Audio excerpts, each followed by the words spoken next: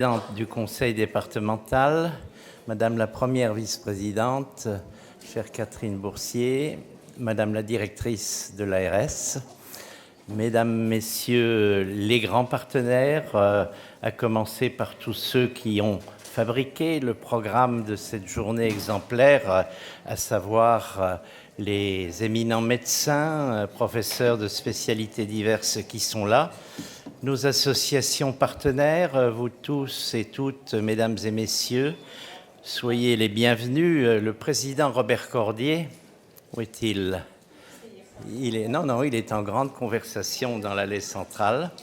Le président Cordier m'a fait l'honneur de me confier le parrainage de ce congrès, étant donné que le département, le seul département de France sans doute qui ait franchi ce pas, et je crois qu'il faut lui rendre hommage, d'avoir voulu, à la tête du conseil départemental de l'autonomie et de la citoyenneté de l'autonomie, handicap, personnes âgées, une personne qui ne fasse pas partie de son exécutif. Je crois qu'on ne le dira jamais assez.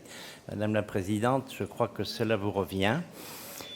Il se trouve que l'hémiparésie provoquée récemment par mon AVC, avec quelques séquelles, ont entravé mon activité habituelle, mais néanmoins, j'ai pu participer à l'ensemble des séances préparatoires auxquelles Robert Cordier a apporté toute son énergie, et j'étais admiratif de la manière dont il a conduit depuis plus d'1 an, en associant tous nos grands partenaires, à commencer par le département, la mairie de Nancy, que je salue également, qui est partie prenante dans ce congrès, qui ce soir nous accueillera sous le péristyle de l'hôtel de ville, mais également les sommités médicales qui sont à nos côtés pour ce congrès. Il a déployé une énergie extraordinaire, et je crois qu'on peut vraiment l'en remercier. Une grande reconnaissance. Grande reconnaissance au département qui a été à nos côtés dès le départ, à la mairie de Nancy qui était à nos côtés, à l'ARS, sous toutes ses formes, j'allais dire, partenaires habituels dès qu'il s'agit de questions touchantes au handicap, médecins que j'ai déjà cités, associations diverses, mais aussi ce palais des congrès. Alors, notre principal allié, les organisateurs de congrès le savent, il y a un grand allié dans les congrès, c'est le beau temps. Il se trouve qu'on l'a, mais le second allié, c'est le palais des congrès lui-même. Et remercier en particulier sa directrice générale, Béatrice Cuif-Mathieu, très attentive à tout ce dont nous avions besoin pour pouvoir mener à terme cette belle aventure. Alors, mon propos introductif, il partira d'un rappel historique. En effet, c'est en terre lorraine, et en particulier à Nancy, que se situe le démarrage de la lutte contre la polio. Il faut se le rappeler. Donc c'est quand même quelque part un retour aux origines de nous retrouver aujourd'hui pour ce congrès européen à Nancy. Est-ce qu'on se souvient encore de la terrible épidémie de poliomyélite qui a frappé la Meurthe-et-Moselle en premier, la Lorraine, mais tout l'est de la France en 1956-1957. Un demi-siècle, mais je crois qu'on peut encore s'en souvenir. Et si j'ai souhaité évoquer ces événements, c'est pour souligner le choix de la ville de Nancy et plus largement nous rappeler notre vulnérabilité à la fois collective et individuelle face à de tels événements. Si à la fin du XXe siècle, nous n'y étions pas préparés, on peut le dire, on peut se demander si aujourd'hui nous le sommes davantage quand on se rappelle, il y a 2 ans, la crise du Covid en 2020. La mémoire de ce type d'événement, eh bien, elle s'éteint rapidement. Elle empêche la prise en compte durable des enjeux sanitaires et sociaux qu'il faut en permanence avoir présent à l'esprit. Alors, au moment de l'épidémie de 1956-57, la plupart des personnes atteintes étaient des enfants de moins de 14 ans avec des formes paralysantes de la maladie. On a totalisé, quelques chiffres rapides, 781 malades envoyés au service des maladies infectieuses de l'hôpital Maringer de Nancy, où ils ont été accueillis et où pouvait se pratiquer la vaccination.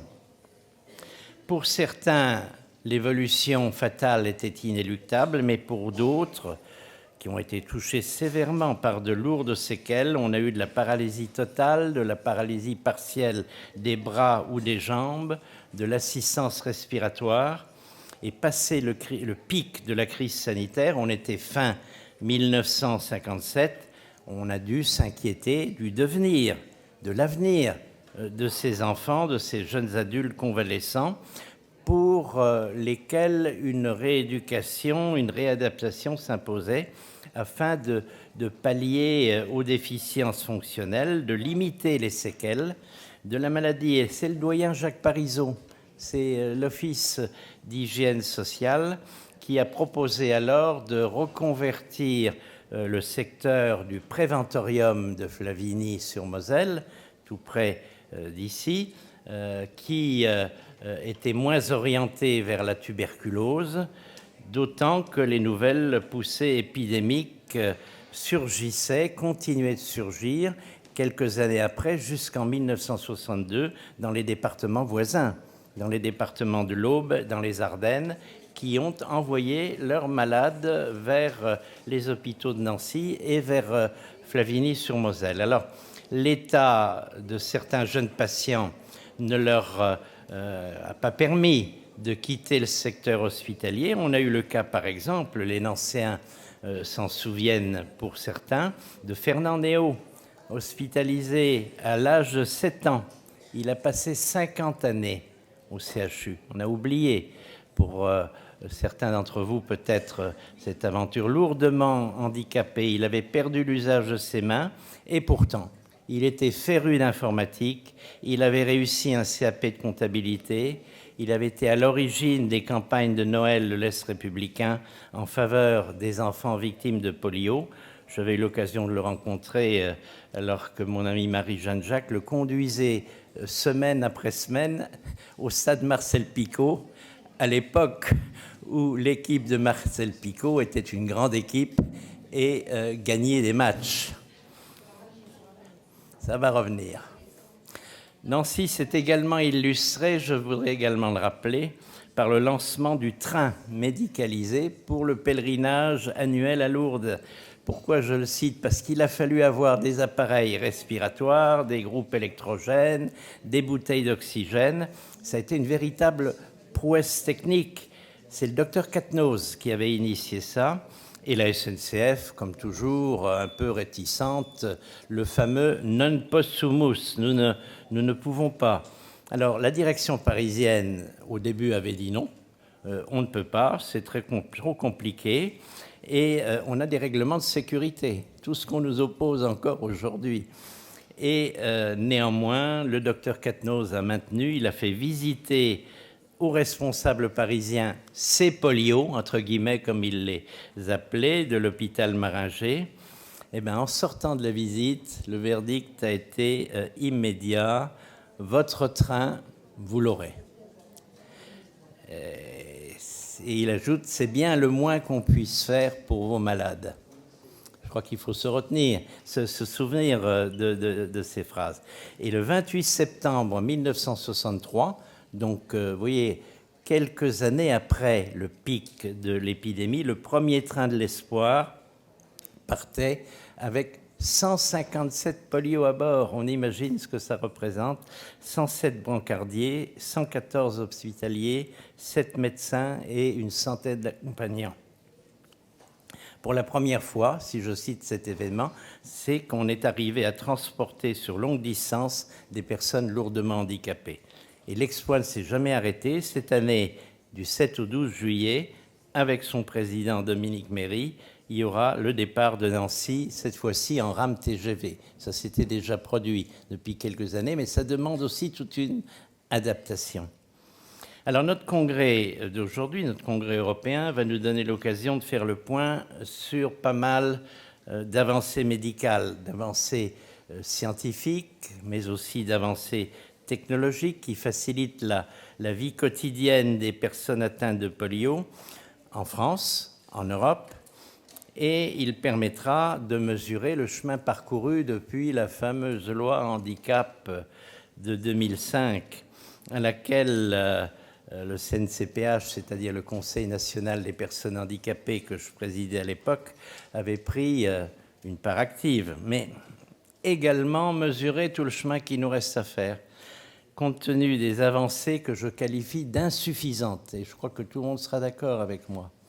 On a encore un grand chemin à parcourir, notamment en matière d'accessibilité, et j'en veux pour preuve le dernier Conseil national du handicap qui s'est tenu au mois d'avril. Je l'ai suivi en visioconférence. Il a été conclu par le président de la République. Eh bien, s'il témoigne d'une chose, je dirais que ce sont des avancées insuffisantes en matière notamment d'accessibilité. Alors, les traductions concrètes insuffisante laisse tout autant à désirer un état d'esprit général qui n'est pas encore au bon niveau parce qu'il se polarise toujours sur les incapacités des personnes, en situation de handicap. Et on laisse souvent de côté les atouts, les apports de ces personnes à la vie économique tout court, à la vie quotidienne, et plus largement encore, je dirais, on sous-estime tout l'apport réalisé pour le vivre ensemble, qui est quelque chose d'extraordinairement fondamental dans nos sociétés. Comment se fait-il, un seul exemple, que Julien Péroux, travailleur handicapé de haut niveau, titulaire d'une thèse de biomoléculaire sur les plasmas en 2005, un doctorat de physique des plasmas, en lien étroit avec le CNRS, avec l'Institut national de recherche de Nancy, après 15 années de bataille, n'a toujours pas, à l'heure qu'il est, d'emploi stable. Il faut aussi se le dire, ça. Malgré des interventions au plus haut niveau. Et quand je dis au plus haut niveau, mais ça ne sert à rien les plus hauts niveaux dans ces cas-là. S'il n'y a pas une volonté générale d'avancer, eh ben, on rencontre encore des obstacles pareils. J'en termine en disant que ça signifie tout simplement que notre engagement pour les personnes en situation de handicap, pour qu'elles soient des citoyens à part entière, eh bien, c'est loin d'être achevé. Et le combat que vous menez, malgré les actions exemplaires de vos associations, et l'association des polios en est un magnifique exemple, la richesse, le contenu de notre congrès en témoigne, rien n'est gagné. Nous devons donc poursuivre avec détermination le combat. C'est un combat essentiel, c'est un combat pour la refondation du pacte démocratique. Le pacte démocratique, il fait des personnes en situation de handicap des témoins, des gardiens, c'est essentiel, d'une société plus fraternelle. Je vous remercie.